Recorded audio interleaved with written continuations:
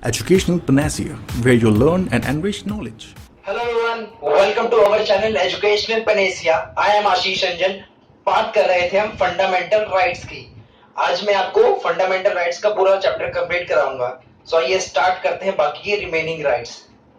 देखिए, नेक्स्ट हमारा राइट है, फिफ्थ हमारा फंडामेंटल राइट है कल्चरल एंड एजुकेशनल राइट, कलात्मक और शिक्षात्मक अधिकार। ये हमारे आर्टिकल 29 और आर्टिकल 30, अनुच्छेद 29 और 29 में दिया हुआ है। ये क्या कहता है? देखिए, इसमें सबसे पहला पॉइंट है protection of interest of minorities, अल्पसंख्यकों का संरक्षण। देखिए, बात आती है माइनॉरिटीज की। अब होते क्या है माइनॉरिटीज? देखिए, इंडिया में सिर्फ हिंदू कम्युनिटी को छोड़ दिया जाए तो बाकी अदर जितनी भी कम्युनिटीज है वो माइनॉरिटी कहलाते हैं, वो अल्पसंख्यक समुदाय कहलाते हैं। वो कौन कौन से? जैसे कि हो गए मुस्लिम हो गए, या सिख हो गए, या जैनिज्म को मानने वाले हो गए, या बुद्धिज्म को मानने वाले, जितने भी समाज हो गए वो सब अल्पसंख्यक माइनॉरिटी की कैटेगरी में आते हैं।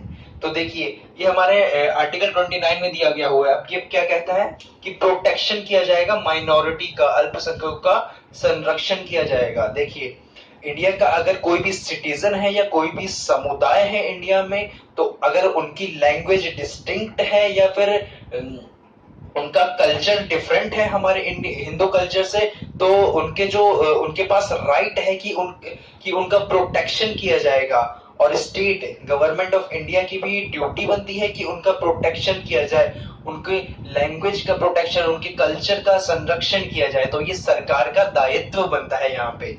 अब देखिए, यहाँ पे एक चीज और आती है आर्टिकल 29 में कि देखिए, अगर स्टेट के द्वारा, स्टेट फंड के द्वारा अगर कोई भी एजुकेशनल इंस्टीट्यूशन चलाया जा रहा है तो उसमें किसी भी तरीके का एडमिशन देने से मना नहीं कर सकती स्टेट।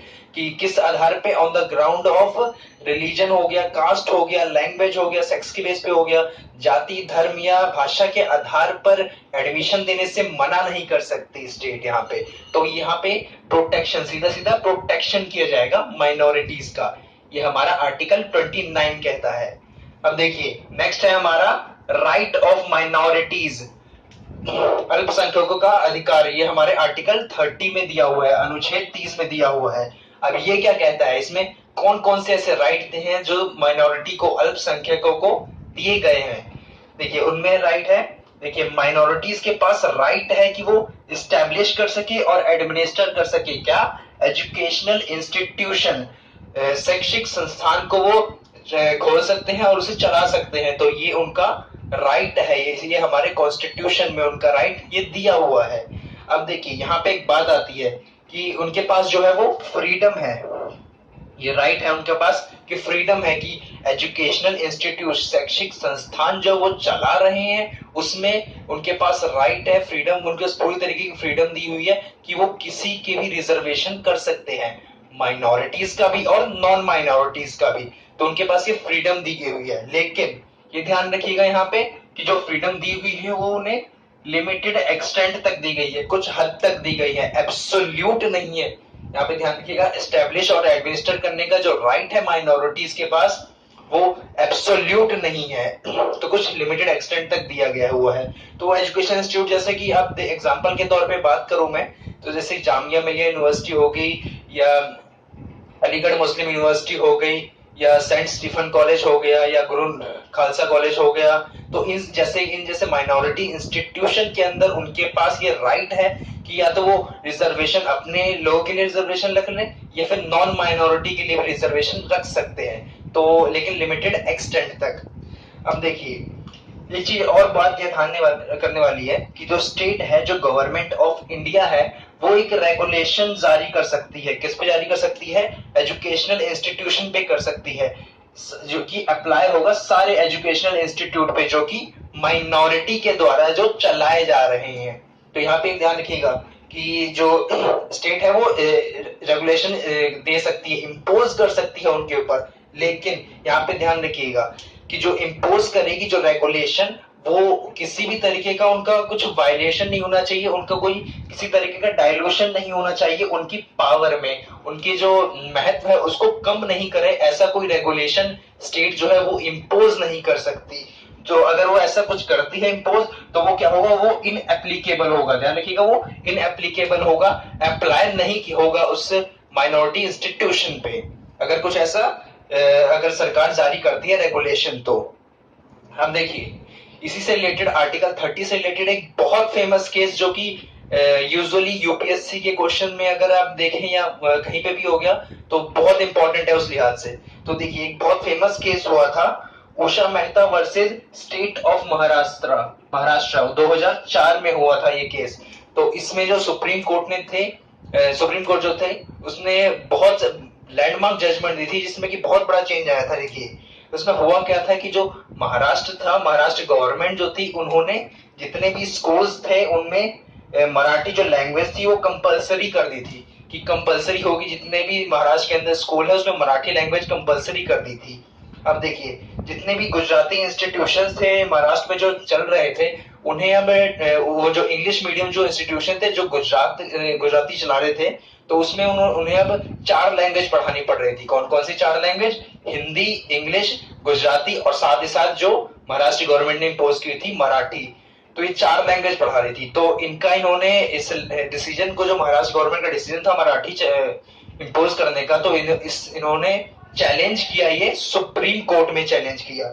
तो सुप्रीम कोर्ट में चैलेंज किया तो सुप्रीम कोर्ट ने बहुत ही अच्छी सही बात कही यहाँ पे कि जो स्टेट गवर्नमेंट ने जो इम्पोज किया है लैंग्वेज वो रीजनेबल रेगुलेशन के दायरे में आता है। देखिए यहाँ पे लार्जर इंटरेस्ट मैंने लिखा हुआ है। अब ये क्या है, मतलब यहाँ पे महाराष्ट्र में मराठी बोलने वाले लोगों की संख्या बहुत ज्यादा है, तो उनका जो इंटरेस्ट है उसको ध्यान में रखते हुए सुप्रीम कोर्ट ने ये जजमेंट दी कि जो रेगुलेशन इम्पोज किया है महाराष्ट्र गवर्नमेंट ने वो रीजनेबल रेगुलेशन इम्पोज किया है, तो वो एप्लीकेबल होगा, यहाँ पे इनएप्लीकेबल नहीं होगा।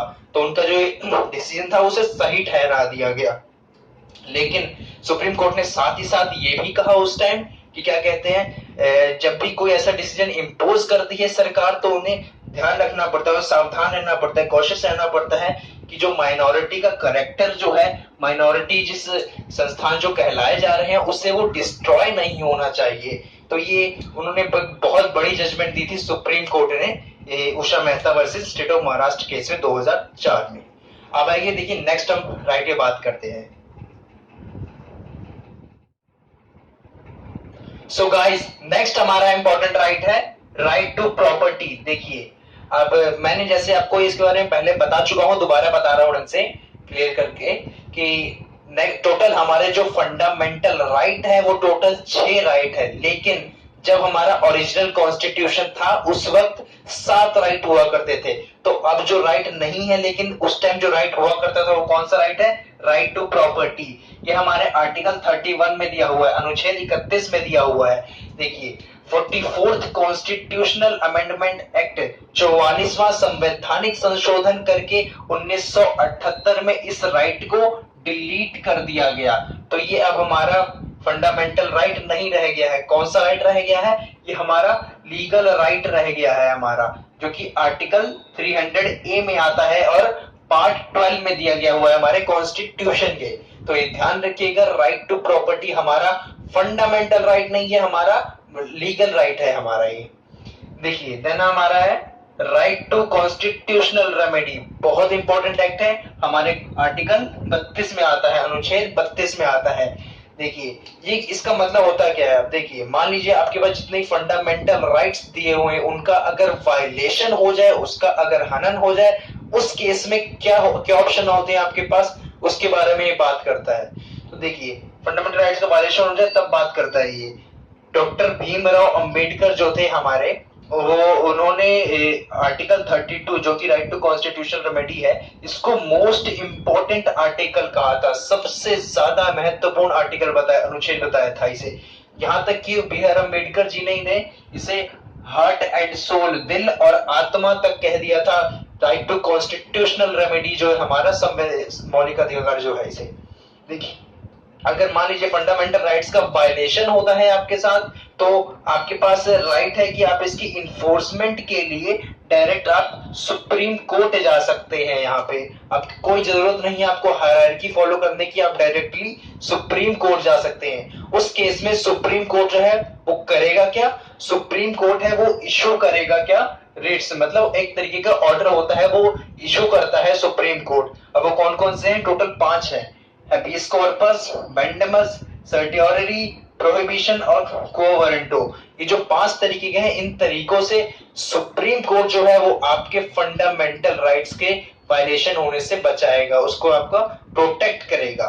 अब देखिए यहाँ पे ध्यान दीजिएगा, आर्टिकल 226 जो है वो हाई कोर्ट, उसमें क्या है, उसके पास हाई कोर्ट के पास भी पावर है कि वो भी इशू कर सकता है, इन 5 में से कोई से भी रेट जो है वो इशू कर सकता है, हाई कोर्ट भी इशू कर सकता है। तो ऐसा कोई ये नहीं है कि सिर्फ सुप्रीम कोर्ट ही कर सकता है, तो हाई कोर्ट भी इशू कर सकता है आर्टिकल 226 के तहत। इट मींस कि इफ अगर फंडामेंटल राइट्स का वायलेशन होता है, then that person has the option whether to go Supreme Court or to go High Court। तो ये ऑप्शन होता है एग्रीवेट पार्टी के पास, जिसका हनन हुआ है, जिसके संविधान, जिसके ये मूलभूत अधिकार का हनन हुआ है, तो उसके पास ये चॉइस होती है। तो देखिए ये था हमारा फंडामेंटल राइट्स का टॉपिक जो है ये हमारा खत्म हुआ। नेक्स्ट लेक्चर में मैं आपके साथ डिस्कस करूंगा बहुत इंपॉर्टेंट टॉपिक, जो कि एग्जाम में कई सारे क्वेश्चंस आते हैं उस टॉपिक से। उस टॉपिक का नाम है DPSP, directive principles of state policy. तो नेक्स्ट लेक्चर में मिलता हूं मैं आपके साथ। तो आई होप कि आपको ये फंडामेंटल राइट्स का टॉपिक क्लियर हो गया होगा और आपको ये आज का वीडियो पसंद आया होगा। तो इस वीडियो को लाइक करके शेयर जरूर करें और अपने दोस्तों को इसके बारे में ज्यादा से ज्यादा बताएं, ताकि उन्हें बेनिफिट मिल सके। और जिन्होंने सब्सक्राइब नहीं किया है अभी तक, सब्सक्राइब भी जरूर कर लें। तो नेक्स्ट लेक्चर में मिलता हूं मैं आपके साथ। Thank you so much for watching us. Have a nice day. Bye bye.